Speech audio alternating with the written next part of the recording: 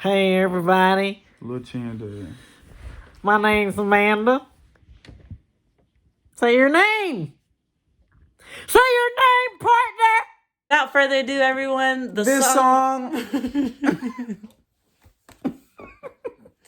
Without further ado, everyone, the song for this week goes to Marriage. Meet me at the altar in your white dress.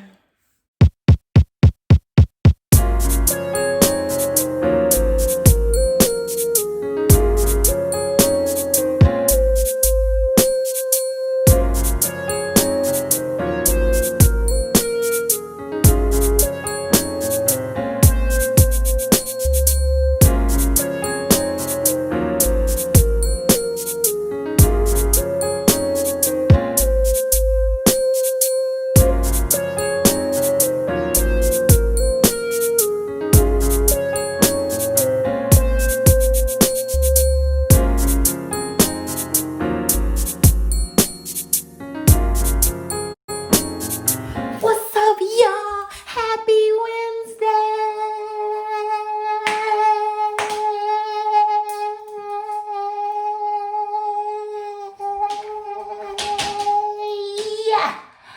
Disclaimer, I'm in my bathroom because I can't seem to get a quiet place around here.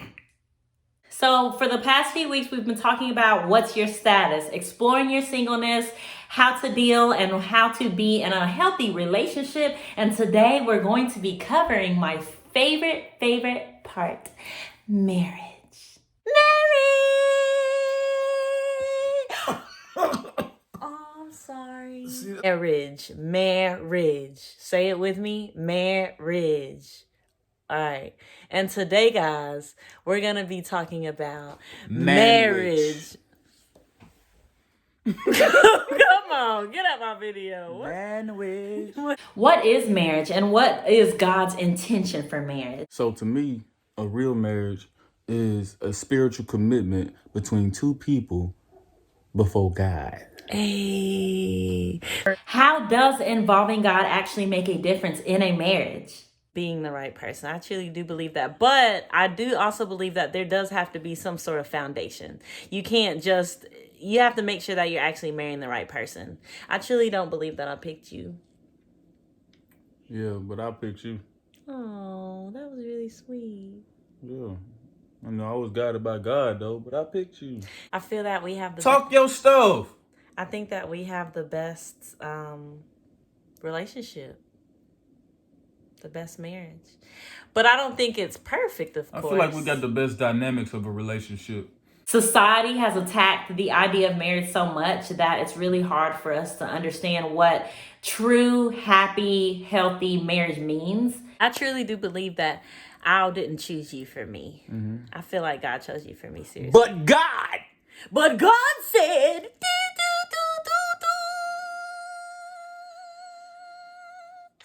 No, for real, because I really do. I feel like... What? You goofy, bro. But it's very simple. If you just direct your marriage towards the way that God sees for it, you will have a happy, successful marriage. It's a covenant before God. Therefore, you have to involve Him in order to succeed in it. The important thing to remember is marriage is not about finding the right person, but it's about being the right person. If you can't be laughing at me while I'm trying to... This is how I make videos. It takes a lot of editing. That's fine. The ultimate goal of marriage is to live in peace. Think of it like this. Marriage is supposed to be a reflection on the earth what God is to the church. In other words, you should be able to look at a marriage and see God. When people see my marriage, I want them to see light. I want them to see God. No one can prepare you for the reality of marriage. There's going to be things that come up that he does or that she does that you like, wait a minute, I ain't know nothing about that. Baby, I ain't know you wasn't going to clean. But you don't think, I don't know. Because I feel like I did tell you, hey, babe, I ain't cleaning, I ain't cooking. You ain't say all that now. You said you wouldn't do dishes, but that's about it. You adding in stuff.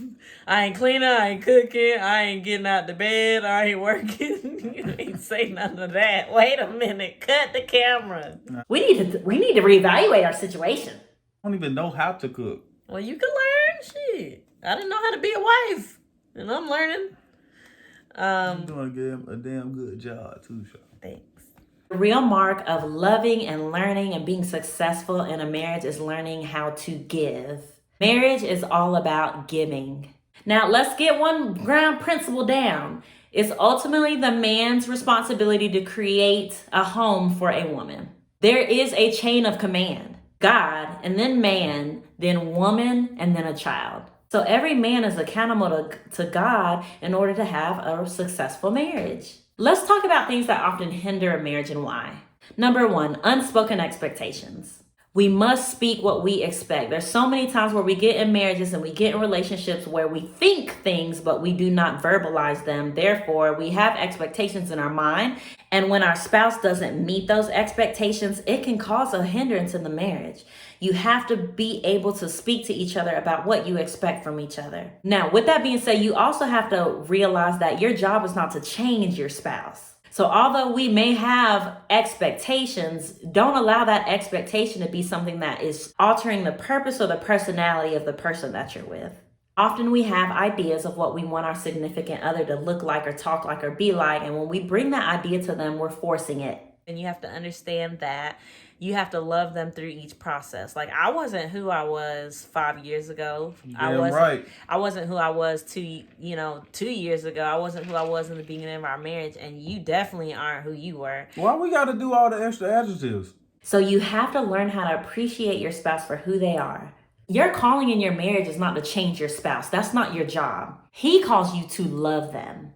Once you love them, you'll notice them grow. And I'm telling you, it'll get to a point to where the changes that you did want for that person, they end up changing without you even have to verbalize it, because God grants that once you have allowed yourself to love them as they are. Think about it. Flowers, they don't grow because you're pulling on them. They grow because you're watering them. As a spouse, you should be doing the same thing. Water them. Water your spouse, compliment them, allow them to be themselves, allow them to flourish, and what's going to end up happening is they are going to grow. When that happens, your marriage automatically grows right behind that. Love despite. Embrace the person who they are designed to be right now, not who you want them to be later. I'm a different person than I was 5 years ago. I'm a different person than I was 10 years ago. My husband is exploring a different person based on the season that we may be in and vice versa. And that is a beautiful thing within itself. That is how marriages last so long, is when you embrace the person that they are now and know that they're going to even become better and better and better as the future holds. Number two, things that often hinder a marriage is sex. We have to stop depriving our spouses. Do it as frequent as possible. Want to do it right now? Sure.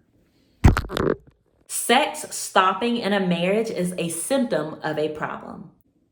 It could really make or break a relationship, because if we're waiting too long, then we get to wondering. Our minds get to wondering. We get into a point of where I gotta get it. It's almost like an addiction a little bit. Now, I'm really excited because I'll be having a whole Tuesday lesson on sex alone. So we're only going to cover the basis of this. Oftentimes in relationships, we get to points where sex is not desirable anymore, especially for a woman. We are attached by emotion. So if we don't feel that emotional bond with you and that affection, then it's automatically going to decline our sex drive. As for a man, that may not be an issue. Understand though, when you become closer to God, He draws you closer to your spouse. I was in a place where I just did not want to have sex.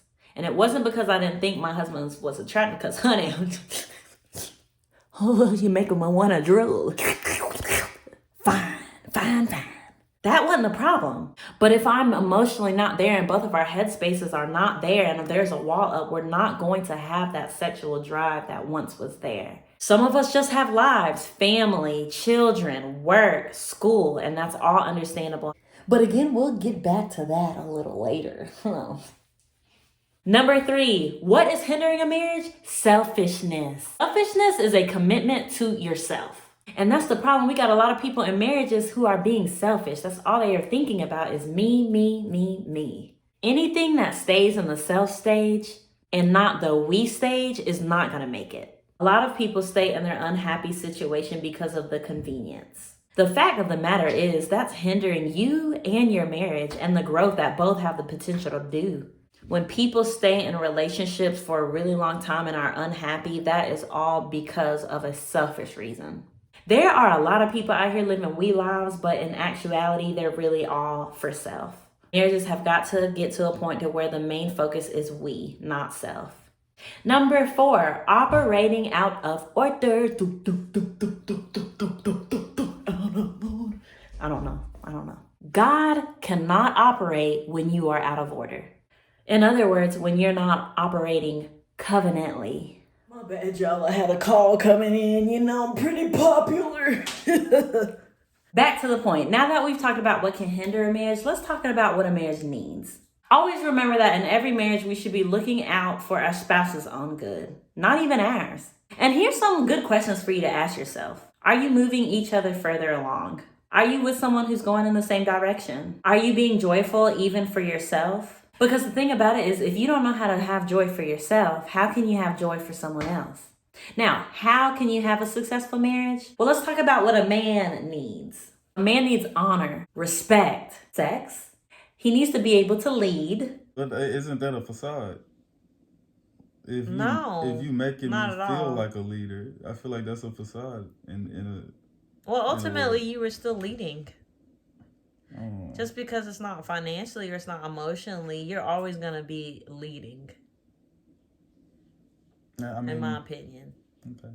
You're not supposed to be getting on my video to contemplate everything I have on my notes. He definitely needs support. And last but not least, ladies, you might not like this one, but he needs submission. To make a long story short, all of these things mean this. A man is meant to lead the household. A wife is meant to be a helper. Now let's talk about what a woman needs. Security, sensitivity, sacrifice. She needs to be spoiled a little bit. Non-sexual affection, and honest communication.